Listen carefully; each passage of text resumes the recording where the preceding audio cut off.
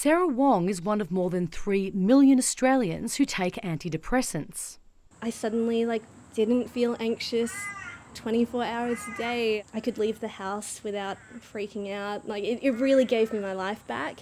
The use of antidepressants has more than doubled in Australia over the past 20 years, and we now have the second highest per capita usage in the OECD. But when people like Sarah try to wean off their medication, it's often a struggle. It's been 4 years of trying to taper off, and that process in itself has been, it's been challenging. Withdrawal symptoms occur to at least half of people who try to stop their antidepressant. Training psychiatrist and researcher Mark Horowitz was first prescribed antidepressants in his early 20s and studied them for his PhD.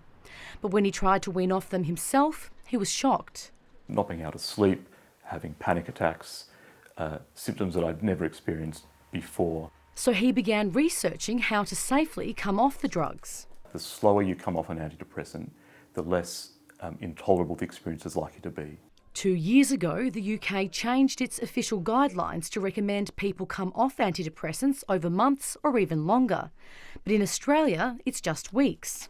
We considered some of the recommendations. We actually think the evidence supporting that requirement, except in very unusual cases, isn't strong, and that most people can be tapered over a shorter period. While many go to psychiatrists for help, GPs actually prescribe more than 80% of antidepressants in Australia.